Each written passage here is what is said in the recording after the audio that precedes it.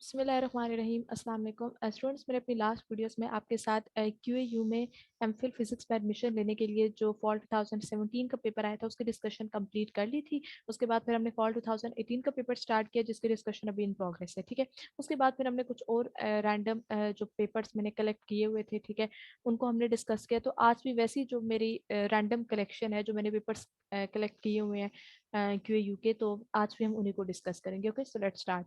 Consider parallel plate capacitor carrying surface charge density plus minus sigma. The magnitude of the electric field inside the capacitor is.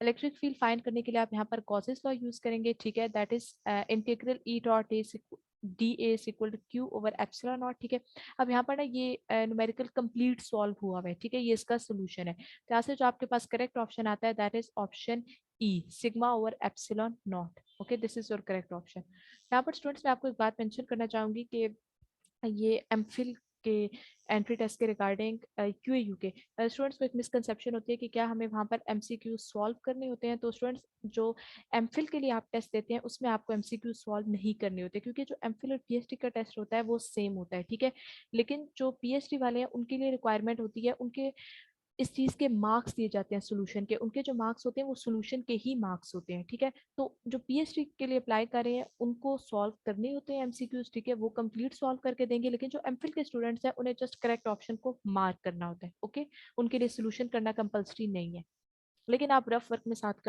करेंगे definitely, लेकिन उसके कोई marks नहीं है। Okay, next MCQ है, one feature common to both the Debye theory and Einstein theory of the specific heat of a crystal composed of n atoms is that the. अभी आपका एक थ्योरेटिकल एमसीक्यू है जिसमें उन्होंने आपसे पूछा है कि जो डिबाय मॉडल और आइंस्टाइन मॉडल है ऑफ स्पेसिफिक हीट, उन दोनों में क्या सिमिलैरिटी है। तो the similarity is that in both models the average energy of each atom is 3 kT।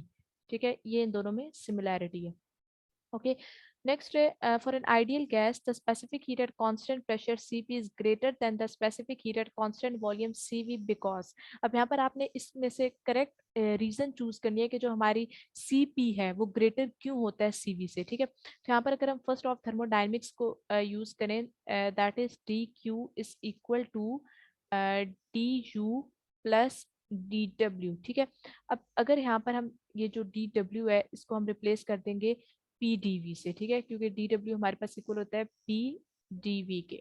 ठीक है, अब देखिए, अगर हम कांस्टेंट प्रेशर पे देखें तो कांस्टेंट प्रेशर पे आपके पास जो स्पेसिफिक हीट है आपकी जो वो एक तो आपकी जो इंटरनल एनर्जी है गैस मॉलिक्यूल्स की उसको इंक्रीज करती है, और साथ में वो वर्क डन भी करती है एनवायरनमेंट में। ठीक है, लेकिन अगर आप लोग कांस्टेंट वॉल्यूम के केस में देखें तो कांस्टेंट वॉल्यूम के केस में तो आपके पास ये टर्म जीरो हो जाएगी। ठीक है, क्योंकि वॉल्यूम कांस्टेंट है तो जो डी वी है that would becomes equal to zero, तो ये टर्म तो आपकी खत्म हो जाएगी। ठीक है, तो यानी हमारे पास जो कांस्टेंट वॉल्यूम के केस में स्पेसिफिक हीट है वो जस्ट इंटरनल एनर्जी को इंक्रीज करती है, उस वो इन्वायरमेंट पे कोई वर्क डन नहीं करती। ठीक है, तो इसमें जो आपका करेक्ट ऑप्शन है that is option A, gas does work on environment when its pressure remains constant while its temperature is increased।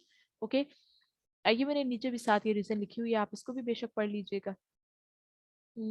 Next MCQ है, for the wave function psi of x3 is equal to a e to the power iota of kx minus omega t the probability current is। अब probability find करने के लिए, probability current find करने के लिए हम जो फॉर्मूला यूज करते हैं दैट इज जे, जो कि यहाँ पर प्रोबेबिलिटी करंट को रिप्रेजेंट करता है, is equal to rho v. ठीक है, अब ये जो रो है ये यहाँ पर प्रोबेबिलिटी डेंसिटी है और जो वी है ये यहाँ पर वेलोसिटी ऑफ पार्टिकल है। ठीक है, अब ये जो रो है, रो आपके पास इक्वल होता है, ये चूंकि प्रोबेबिलिटी डेंसिटी है, so this is equals to psi star Sai.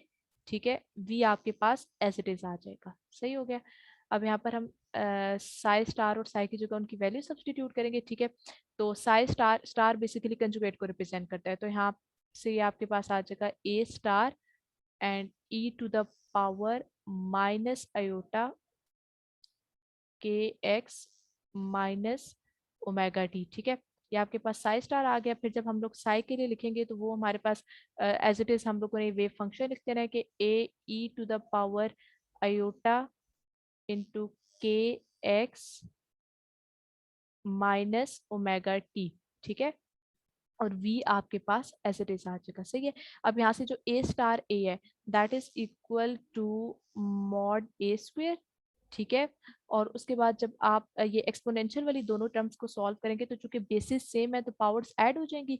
अब पावर्स जो है ये दोनों क्या हो जाएंगी, कैंसिल हो जाएंगी। तो मतलब आपके पास e की पावर में 0 आ जाएगा and e to the power 0 equal होता है 1 के। ठीक है। तो यहाँ से आपके पास ये आ जाएगा मॉड a स्क्वेयर v। ठीक है। अब ये जो v है हमें पता है कि हमारे पास जो मोमेंटम है, ठीक है, मोमेंटम ऑफ अ पार्टिकल वो इक्वल होता है p is equal to m v के। ठीक है। तो यहाँ से अगर आप v की वैल्यू निकालना चाहें तो वो आ जाएगी p ओवर m। ठीक है। तो ये हमारे पास कुछ इस तरह की फॉर्म आ जाएगी mod a square is equal to, sorry ये इक्वल्स नहीं आता है यहाँ पर, जस्ट मॉड a स्क्वेयर। ठीक है। और v की जगह हम उसकी वैल्यू सब्स्टिट्यूट कर देंगे p ओवर m। ठीक है। और जो p है ये हमारे पास इक्वल होता है h कट k के। तो यहाँ से हमारे पास जो प्रोबेबिलिटी करंट है उसका एक्सप्रेशन आ जाएगा mod a square h cut k over m। This is your correct option and that is your option a। Okay. Next MCQ है consider the case of projectile motion, mass of the projectile is m, Lagrangian of the system is given by। अब यहाँ पर आपने Lagrangian लिखना है students. अब ये जो आपका न्यूमेरिकल है ना ये आपकी क्लासिकल मैकेनिक्स की जो मैरियन की बुक जो क्यूयू ने अपने सिलेबस में भी आपको रेफर की है, ठीक है, ये उसके चैप्टर 7 की एग्जाम्पल 7.3 है। ये मैं आपको साथ इसलिए मेंशन करती हूँ कि ये अगर कोई प्रॉब्लम बुक में से आ रहा है तो मैं आपको साथ बताती हूँ कि ये प्रॉब्लम इस बुक का इस चैप्टर का है, ये प्रॉब्लम है। ठीक है। उसको मेंशन करने की रीजन ये है कि स्टूडेंट्स जो क्यूयू ने अपनी ऑफिशियल वेबसाइट पे सिलेबस दिया है आप उसी सिलेबस को और वो जो बुक्स वहाँ पर रिकमेंड की गई हैं आप उन्हीं को फोकस करें तो बेहतर है। ठीक है। और उनमें से वही मेजॉरिटी बुक्स आपने अपने बीएस के कोर्स में भी पढ़ी होंगी। ठीक है। तो आप उन्हीं को रिवाइज करें बजाय इसके कि आप कोई नई बुक उठाएं उसको डाउनलोड करें और उसको नए सिरे से पढ़ना शुरू करें। ठीक है। अब इसको हम सॉल्व करते हैं तो लैग्रेंजियन लिखने का हमारा जो स्टेप 1 होता है, स्टेप 1 में हम क्या करते हैं कि हम काइनेटिक एनर्जी लिखते हैं। ठीक है।